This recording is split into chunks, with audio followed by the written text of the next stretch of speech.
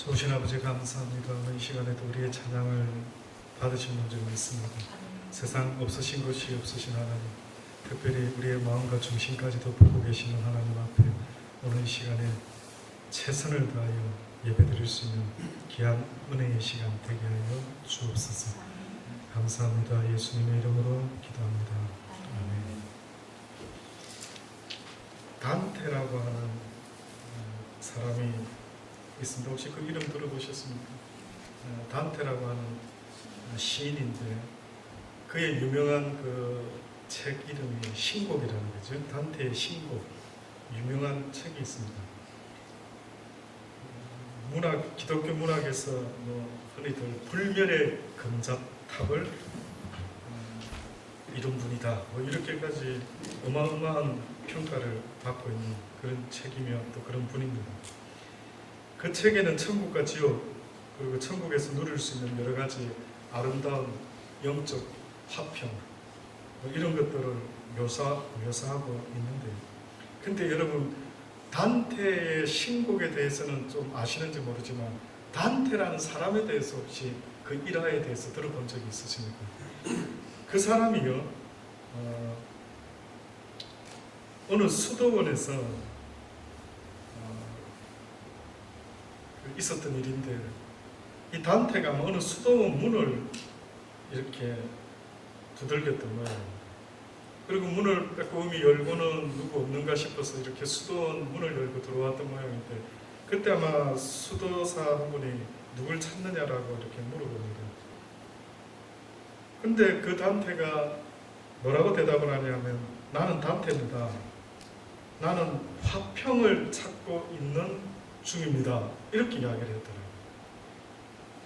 그래서 신부가 보니까, 아니 당신이 바로 그 유명한 단테 그분이니까 맞다라는 거예요. 그러더니만 막 뒤도 안 돌아보고 단테가 그 신부의 그 질문에 그냥 막 내뺐다라고 하는 이런 일화가 있더라고요. 결국은 단테가 책 속에서는요, 하나님의 평화, 그 신령한 축복, 이런 이야기를 언급은 해놨지만 정작 자기 자신의 심령에는요, 평화가 없었습니다. 여러분 심령 안에 평화가 있습니까? 내 심령 안에 평화가 있다 없다를 어떻게 알 수 있을까요?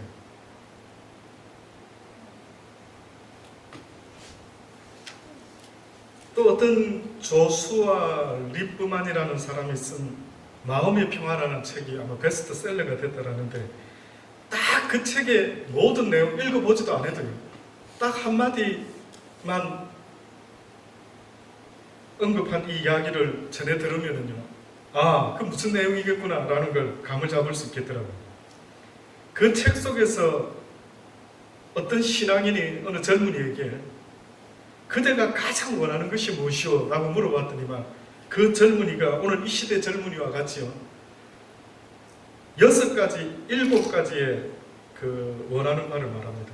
첫째, 건강입니다. 두 번째, 사랑입니다. 세 번째, 재물입니다. 네 번째, 아름다움. 다섯 번째, 재능. 여섯 번째, 권력. 일곱 번째, 명예. 이 젊은이의 인생에 있어서요, 이 7가지를 얻기 위해서 자기 삶 전체를 걸어서라도 얻고 싶은 것, 이 7가지라고 합니다. 그 대답에 딱 이 신앙인이 한마디 말을 합니다. 뭐라고 말하냐면, 친구요, 마음의 평화가 없이는 그대가 원하는 이 모든 것을 즐길 수가 있을 것 같은가? 이렇게 물어봅니다. 어때요? 뜻밖에도 세상 사람들이 원하는 그 어떤 것 등이요, 내 인생에 있어서 굉장히 기쁨과 즐거움과 감사와 모든 어떤 행복을 줄 수 있는 것으로 알고는 있지만, 뜻밖에도 성경에서는 우리에게 말하고 있는데, 그것은 바로 오직 세상이 줄 수 없는 평안이 있다라고 그렇게 말합니다. 그래서 저는 개인적으로요, 성경이 말하는 평안이 뭘까요? 라고 할 때, 그것은 바로 우리 인간이 느낄 수 있는 행복감, 이것이 바로 성경이 우리에게 말하는 평안이라고 하는 것이다 라고 이야기를 드릴 수가 있습니다. 그러고 보니까요, 저와 여러분은요, 날마다 평안을 이룰 것인가 말 것인가, 평안을 지킬 것인가 빼앗길 것인가, 이거와의 싸움입니다. 태초의 인간인 아담과 하와가 하나님 앞에 범죄했을 때 그들의 심령에 보이지 않는 무엇인가 사라지고 말았어요. 무엇이 사라진 것 같은지 아십니까? 아담과 하와가 선악과를 따먹고 나서요, 갑자기 심령에 무슨 변화가 일어났는데, 뜻밖에도 그 심리적인 변화가 뭔가 봤더니만 여호와를 오히려 어떻게 해요? 두려워하는 마음이 생겨가지고요, 그의 낯을 피하여 나무 밑에 숨어버렸다고 했어요. 와, 이게 뭐지? 이 감정이 뭐지?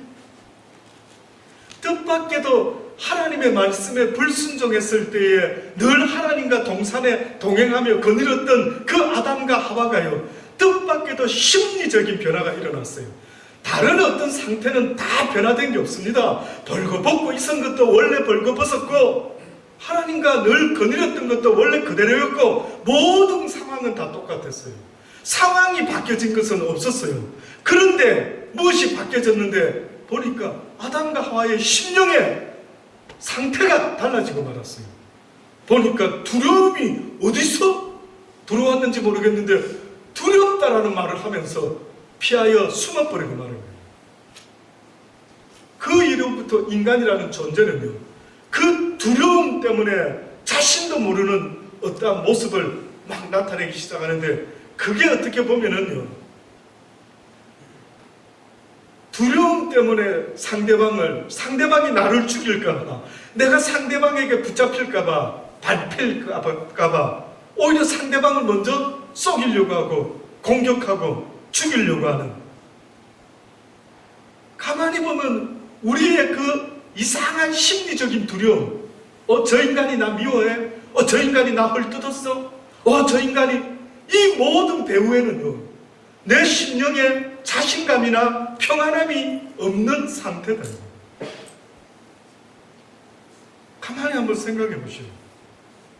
결국은 그놈의 두려움과 의심, 불안, 긴장, 초조, 모든 것이요, 평안을 잃어버린 인간의 심리 상태에서 그런 일들이 일어나고 있는 거예요. 그래서 예수님께서 팔복을 이야기하시는데, 그 팔복 가운데 7번째가 바로 화평케 하는 자는 복이 있더라. 이 헬라어의 에이레네 포이오스라는 이 말이요, 평화 플러스 그 다음에 행하는 사람, 다시 말하면 영어로 번역하면 피스메이커랍니다. 근데 뜻밖에도 하나님의 사람들은, 어떻게 보면 하나님의 아들이라 일컬음을 받는 사람들은 그 특징 가운데 화평케 하는 피스메이커들이라고 이렇게 이야기를 하는데, 어떤 피스메이커를 말할까요? 어떤 피스메이커죠? 자, 이제 여러분 방금 들었습니다. 피스메이커들이구나, 우리가, 하나님 믿는 내가. 그러면은 자, 이걸 뭘 만들어내야 되는데, 평안을 어떻게 만들어냅니까? 뭐 누구 싸우는 사람이 있으면은 싸우지 마세요, 내가 맛있는 커피 사드릴게요. 자, 말렸습니다. 하나님, 오늘 제가 피스메이커 했습니다. 누가 싸웠는데 못 싸우게 말렸습니다. 하나님 기쁘시죠? 뭘까요? 지금 여러분 표정은 제가 볼 때는요, 가만히 있어, 피스메이커가 뭐지? 처음 들어본 분들의 표정 같습니다. 서준이 공감을 합니다. 서준이가 격하게, 맞습니다 목사님, 피스메이커가 뭐죠? 처음 듣습니다. 예, 그렇죠? 가만히 보니까 성경은 분명히 피스메이커, 화평케 행동해서 만들어내는 자는 복이 있다는 거예요.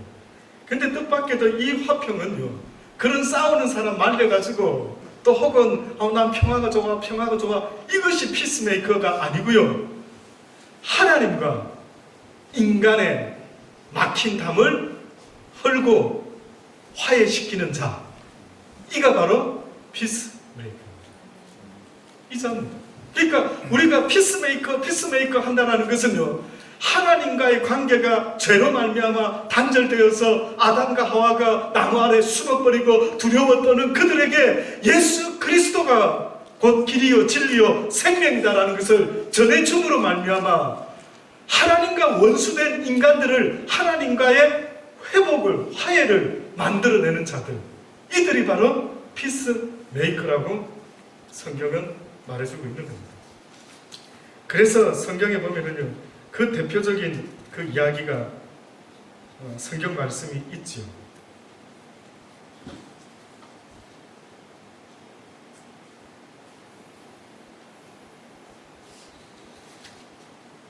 여러 군데가 있는데요.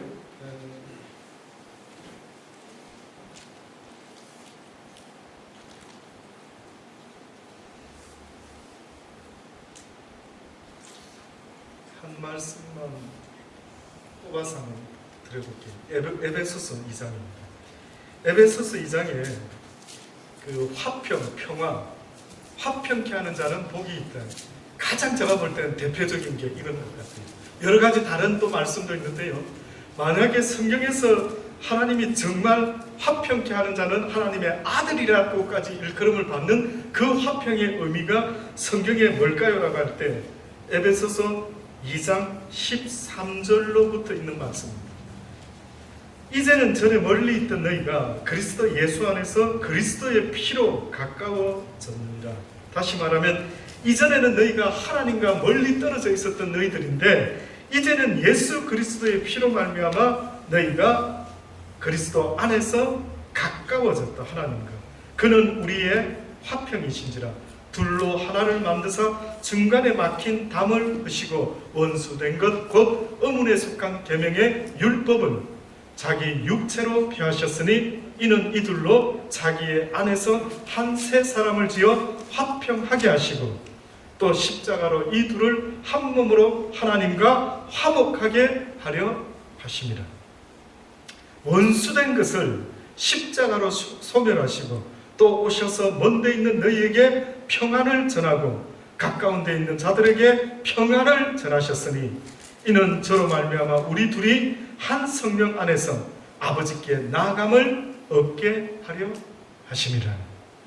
결국 저와 여러분도요, 어떻게 하면 화목하고 오래 좋은 인간관계를 유지할 수 있을까요? 라고 할 때 예수 그리스도 안에 있는 믿음 없이는요, 저와 여러분은 가까워질래야 가까워지기가 심히 어렵습니다. 아무리 남편과 아내의 관계를 하더라도 남편의 믿음도 아내의 믿음도 하나님을 향해 가까이 나가지 못하면요, 그 남편과 아내의 관계도 결코 가까워질 수 없다라고 저는 생각합니다. 저는 개인적으로 고신대학교 학창 시절에요, 뜻밖에도 종교음악을 먼저 했었는데 그 당시에 신학에 관심이 좀 많이 있었죠. 그렇다고 신학을 할 생각은 당시에는 전혀 없었습니다. 나 같은 자가 진짜 신학하면 아무나 신학 다 하겠다, 그 생각이 있었기 때문에 오히려 내가 신학을 안 하는 게 하나님 나라에 도움이 되지 않을까, 저는 그 생각이 있었습니다. 그래서 저희 종교음악 동기들 중에 신학을 전제로 하고 먼저 찬양을 배우겠다라고 해서 들어온 자들이 많이 있었어요. 근데 저는 스스로 나는 그러지 않을 거야. 저들은 그런 아주 뚜렷한 목표가 있지만 나는 오히려 신학을 안 하는 게 하나님의 나라를 오히려 위하는 게 아닐까. 이 정도로 저는 저 자신에 대해서 감히 신학할 그런 어떤 생각은 해보지를 못했더랬습니다.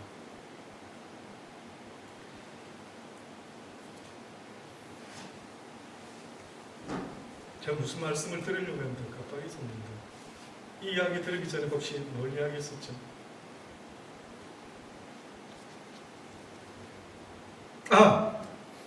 예, 생각났습니다. 제가 왜 지금 이 말씀 드리냐면은 제가 주중에요, 그 주기철 목사님의 영화를 시사회를 있어가지고 시드니의 목사님들이 모여서 영화를 보게 되었습니다. 뭐 늘 종교 영화가 수준이 막 그만 하지 않나 이 생각을 하고 별 기대도 안 하고 봤는데요, 얼마나 많이 울었는지 모릅니다. 눈물을 삼키면서 표 안 나게 울려고요. 얼마나 애를 썼는지 모릅니다. 근데 그 중간중간에 어떤 멘트하는 교수님들 또 주기철 목사님의 막내 아들 여러분들이 이렇게 하는데 그 중에 이제 이상규 교수님이라고 현재 고신대학교 교회사 쪽에 교수님이 계십니다. 근데 제가 왜 하나님이 그분하고는 학창시절부터 대화를 또 개인적인 질문을 막 한 적이 있었어요. 근데 그분이 했던 말 중에 아무것도 지금 저는 기억력이 안 좋아서 기억나는 게 없어요. 근데 딱 하나가 기억이 납니다. 뭐라고 이야기하면 제가 결혼 문제로 의논했던 적이 있었어요. 교수님, 목사님이 생각하는 결혼의 의미가 뭘까요? 어떤 사람을 제가 만나서 결혼해야 될까요? 라고 이야기했더니만 이렇게 그때 당시에 표현을 하시더라고요. 이분, 결혼이란 나는 이래 생각하네. 십자가를 이렇게 피라미드 같이 십자가를 삼각형을 딱 보여주시더라고요. 요 위에 가시 있지, 하나님. 여기 남자가 있고 여기 여자가 있더라고요.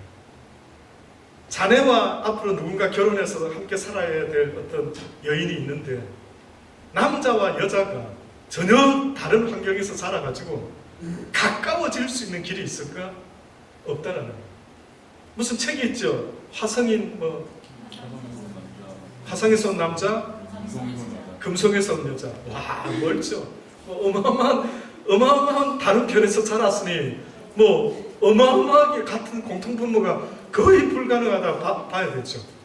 그런데 이런 사람이 만나서 사는 거예요. 같이 같은 지붕에서 살아가는데 어떻게 가까워질 수 있는가? 순간적인 눈에 콩깍지가 씌워가지고 불안정한 사랑도 아닌 사랑 같은 그런 비슷한 것에 눈이 씌워가지고요. 막 평생 서로가 사랑하며 살겠거니라고 했지만은 결혼해서 얼마 안 돼서 그 콩깍지가 어떻게 됩니까? 벗겨집니다. 허전도사 지난 우리가 주일날 이런 질문, 이런 이야기가 있었죠. 나도 잔소리하는 사람이 있으면 좋겠다. 그랬더니만 우리 모 집사님께서 한번 경험을 해보면 전혀 그 소리가 안 나올 텐데 그래도 잔소리도 한두 번이지. 예, 맞습니다.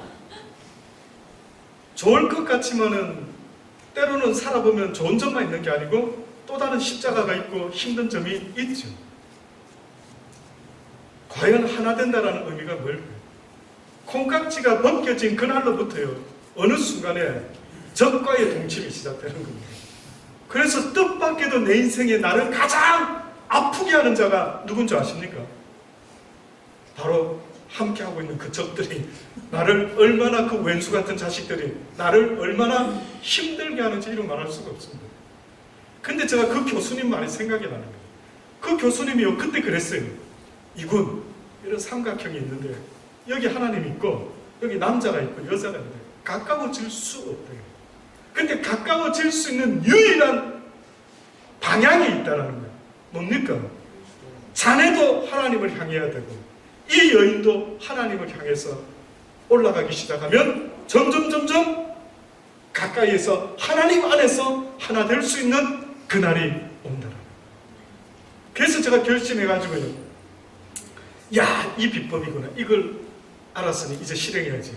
제가 저희 사모 만나가지고 첫날 밤에 무슨 제의를 했는지 아십니까? 그 여인은 저한테 첫날 밤에 무슨 제의를 했느냐면 이렇게 말하더라고요. 앞으로 생활하는 모든 경제적인 권한을 나에게 주시오, 이러더라고요. 그때 물어봤어야 되는데 이 여인이 무슨 생각으로 시집을 왔는지.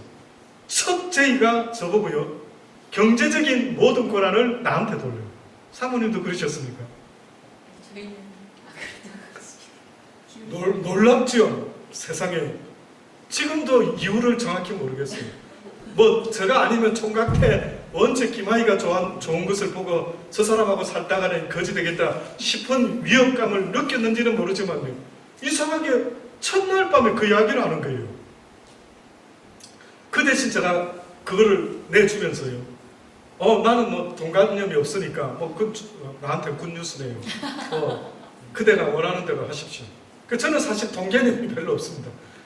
그래서 저는 있으면 있는 대로 없으면 없고 뭐 그냥 씁니다 그냥. 그래서 저는 저희 집에서는 주로 쓰는 쪽이 저고요.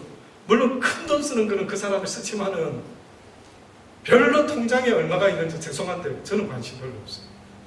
막 살림 산다고 하지만 저는 없으면 말고 그리고 굶으면 죽으면 되지. 그게 제가 하나님을 알고 나서부터 더 확실해진 마음입니다. 주여, 나사로도 굶어서 죽었다라는데 주께서 나에게 가난하게 하실 때는 이유가 있겠죠. 그러면 가난해서 죽으라 하시면 죽고, 가난해가지고 남편으로서 가장으로서 나가서 노가다를 해야 되다가 노가다하다가 순교한다 하지요. 이상하게 저 마음은 그런 마음이 들더라고요. 그래서 그대 원하는 대로 그렇게 하자라고 이야기하고, 그 대신 제가 이 조건을 걸었죠. 그 대신 앞으로 우리는 가정을 이루었으니 매일마다 저녁에 가정 예배를 드립시다. 이 제의를 했어요. 뭐 당연히 사모로 시집을 왔으니 싫다고 할 리가 있겠습니까? 그렇게 하자라는 거예요. 합시다. 그래가 제가요 매일 저녁에 저희 결혼한 새 신부인 아내를 앉혀놓고요 성경을 읽고 말씀을 30분씩 기본적으로, 때로는 은혜 받으면 제가 한 1시간씩 냅다 했습니다. 그런데도 막 같이 예배드리고 찬양하고 뭐 기도하고 좋아하고 막 그러고 막 너무너무 막 해피했습니다. 한동안 세월이 흘러가면서요 너무 길다고 시간을 줄여랍니다. 너무 길대요. 그래서 어느 순간부터 제가 어떤 느낌을 받았느냐면, 사람이 변하는구나. 사람이 변하는구나. 처음에는 그렇게 좋다더니만 어떻게 이럴 수가 있지?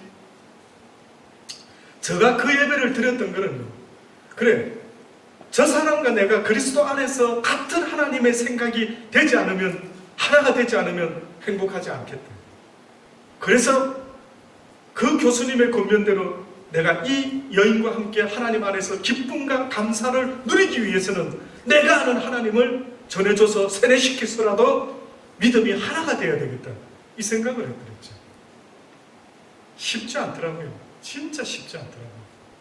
지금도 어떻게 보면은요, 영원히 모호한 것은 과연 내가 사는 날 동안 이루어질 수 있을까 싶은 것은요, 정말 그 하나님이 원하는 그리스도 안에서 하나가 되어 하나님과 함께 화평을 누리는 그 심령의 상태는 도대체 어떤 상태인지 맛보신 분 있으면 가르쳐 주시기 바랍니다.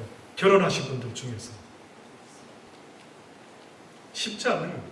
아무리 올림픽 때에 손에 손잡고 우리가 하나 되자라고 그렇게 싸우지 말고 다투지 말자라고 아무리 이야기를 한다 할지라도요, 이것이 쉽지가 않는 겁니다. 뜻밖에도 하나님은 쉬운 걸 말씀한 건 아니겠죠. 의외로 화평케 하는 자, 화평을 만드는 자, 그리스도 안에서 모든 하나님과의 관계를 다시 회복시킬 수 있는 자가 있다면 그는 하나님의 아들이라 일컬음을 받기에 조금도 부족함이 없다라고 말씀하고 있는 것입니다. 야고보서 3장 16절로부터 보면 시기와 다툼이 있는 곳에는 요란과 모든 악한 일이 있습니다. 오직 위로부터 난 지혜는요, 첫째 성결하고 다음에 화평하고 관용하고 양순하며 긍휼과 선한 열매가 가득하고 편력과 거짓이 없대. 이게 화평을 이루지 못하는 자의 모습을 지금 설명한 겁니다. 다시 말하면 모든 시기와 다툼과 요란한 악한 일은 바로 화평 없는 곳에서 일어나는 모습이래. 그래서 화평케 하는 자들은 화평으로 심어 의의 열매를 거두게 된다.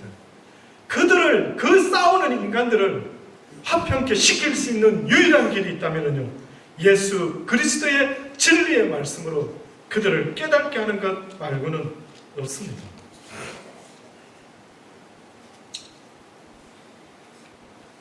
주기철 목사님의 그 시대, 일본이 패망했던 바로 그 순간 1년을 남겨놓고 결국은 돌아가셨더라고요. 저 개인 느낌으로는요, 그분은 순교를 하셨다라고 했는데 그 순교의 뜻 속에는요, 그 일본 살아있는 천황, 일본 사람들이 섬겼던 그 신사참배의 그 의미는요, 왕이라고 말하지 않고 천왕이라고 하죠. 하늘의 왕이라는 거예요. 쉽게 말하면은 예수 그리스도와 같은, 어떻게 보면 신의 반열에 올려놓은 존재입니다. 그를 향해서 묵념하고 낭송하고 고백하는 이런 신사참배를 강요를 해요. 근데 주기철 목사님이 그 영화상에 보니까요, 다시 제가 보면서 새롭게 느꼈던 것은요, 그분이 원래는 부산 초량교회를 나중에 이 고아 애들을 케어하면서요 시작됐더라고요. 마산으로 이제 옮기시게 됐습니다. 아주 교회가 커졌습니다. 잘 지내고 있었습니다. 그런데 평양에서 산정은교회에서 목사님을 청빙을 했어요. 그 이유 중에 하나는 오산학교라고 하는 그 당시 때 고등학교, 아주 우리 민족 정신이 깃들어 있는 오산학교가 있었는데, 거기 교장 선생님이 그 주기철 목사님을 잘 본 거예요. 학창시절에 수석 졸업을 할 정도로 믿음이 좋은, 아주, 그래서 오산학교를 물려주고 싶었던 인물이었던 거예요.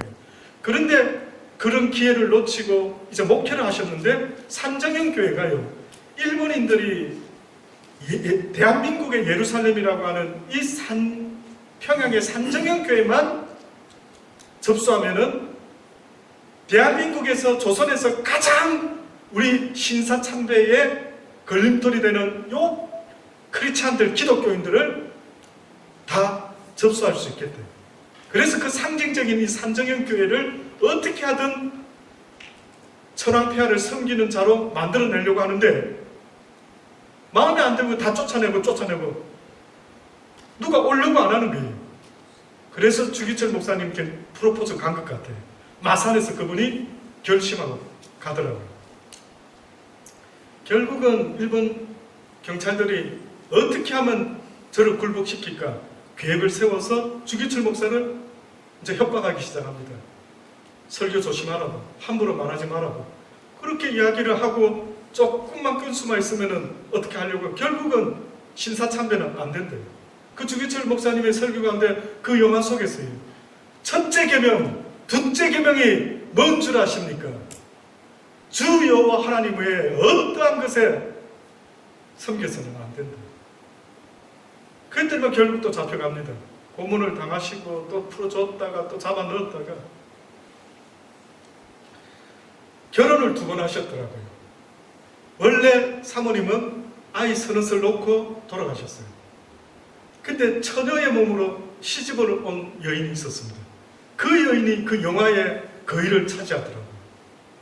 근데 이 여인이요, 뜻밖에도 일본 수사들이 가족을 통해서 보여주면은 이 주기철 목사가 마음이 바뀔 수 있겠대. 어느 날 가족을 회유합니다. 그러나 가족들이 듣지 않으니까요, 어느 감옥 쪽에 넣어놓더니만 감옥 한쪽 철장문을, 커튼을 척 제끼니까 주기철 목사님이 매달려서 피투성이가 되어 있는 겁니다. 그러면 보통은 우리가 사모든, 특히 사모 입장에서는 얼마나 마음이 아프겠어요. 막 가슴 아파하고 그 어머니가 옆에 서 있고 그 막내 아들이 그 영화상에 나오는데 늘 같이 따라다녀요. 막내 아들이 막 아파하고 울고 그러고 있습니다. 정재 정도 나이가 우리 하은이 나이 정도 된 것 같아요. 서준이 나이. 서가지고 아파하고 있습니다. 근데 그 사모는요, 눈물을 흘리면서 주기철 목사님이 이렇게 한마디 하는 겁니다. 절대 당신 지지 말라고. 절대 지지 말고 끝까지 하나님 앞에서의 지조를 지키라고. 그 이야기를 합니다. 그러니까 주기철 목사님이 그렇다고 고개를 끄덕끄덕 하면서 그러는 거예요. 그러고 나서 이제 돌아가시게 돼요. 옥중에서. 근데 저는 그 장면을 보면서 마음속에 어떻게 보면은 그분이 생각했던 조선이라는 민족이 어떻게 보면 하나님을 지금 배신하려고 천황을 섬기는 모든 일에 전부 다가 사인을 하고 그 협박에 그 두려움 때문에요. 결국은 하나님을 포기하고는 모두가 다 배신을 합니다. 산전원 교회도 결국은 주기철 목사를 해임시키고 그 노예가 전체적으로 사인을 다해서 천황을 섬기겠다라고 그렇게 합니다. 결국은 그분이 걸어간 그 길이 왜 굳이 버티고 버텼는가 보았더니만 어떤 면에서는 예수 그리스도께서 굳이 십자가를 지시면서요 그렇게 죽으셔야만 했던 것은 오늘 말씀에 보았던 것처럼 하나님과 죄인인 우리를 화목케 하시기 위하여 화목 제물로 그렇게 돌아가셨다. 우리가 이 땅에서 평화를 만드는 피스메이커가 된다는 그것은요 결국은 어떤 면에서는 하나님은 우리의 순교를 우리 인생의 모든 것을 포기하는 것을 아마 요구하고 있는지도 모릅니다. 하나님의 피스메이커를 만들기 위해서는 저와 여러분의 스스로 나를 위하는 이 첫 번째 우선순위를 내려놓지 않으면 그 길을 갈 수가 없어요. 47인가 돌아가셨어요. 47에. 얼마나 많이 울었는지 모릅니다. 지금도 생각하면은 실제 그곳에 있지는 않았지만 저와 여러분의 민족이 그렇게 비참했더라고요. 너무 비참해가지고요. 그 일본에 완전히 그냥 꼼짝을 못하고 그렇게 살아가더라고요.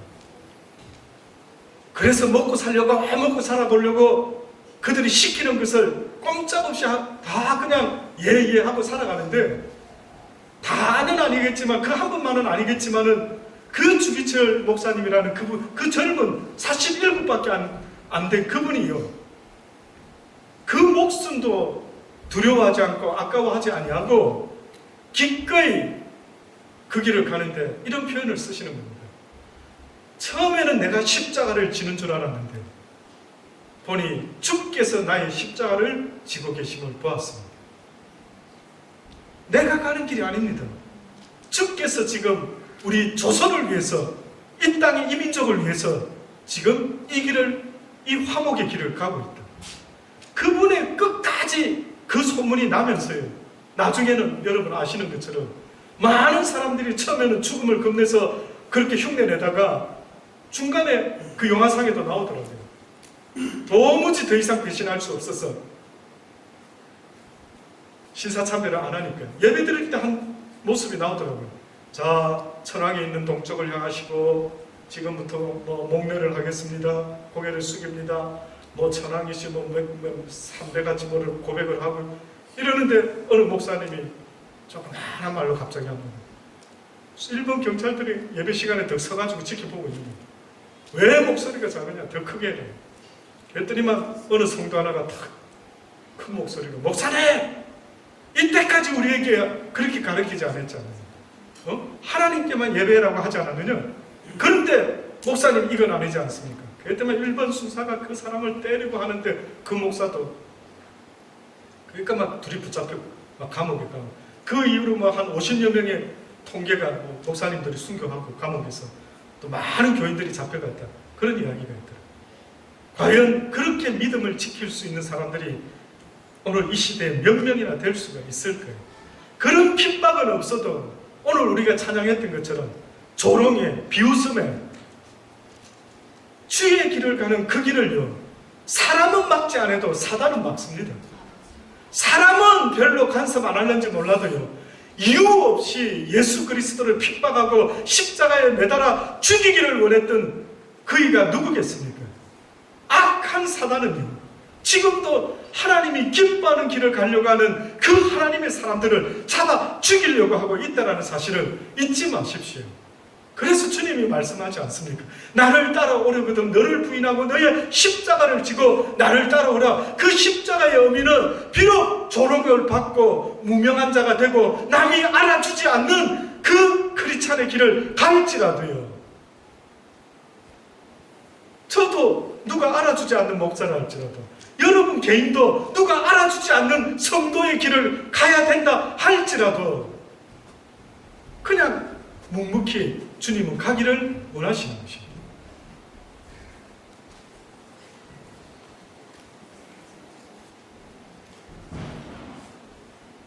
모든 사람으로 더불어 화평함과 거룩함을 쫓으라. 이것이 없이는 아무도 주를 보지 못하리라. 기도하시겠습니다. 하나님, 그렇습니다. 화평을 만들어내는 자들이 되기를 원합니다. 아직도 많은 사람들은 하나님과 원수가 되어 아직도 하나님이 주실 수 있는 그 참 평안을 누리지 못하고 아무리 먹을 것 입을 것 유명하고 권세가 있고 능력이 있을지 몰라도 그 심령의 그 평안은 전혀 느껴보지도 못하고 평생을 살다가 죽음을 두려워하고 떨며 맞이하는 수많은 사람이 있음을 아버지 알고 있지 않습니까? 그들에게 이 복음을 전할 수 있도록 은혜 베풀어 주옵소서. 그리하여 그들로 하나님과 화평할 수 있도록 우리가 그 도구가 될 수 있도록 하나님 은혜 베풀어 주옵소서. 예수님의 이름으로 기도드리옵나이다. 아멘.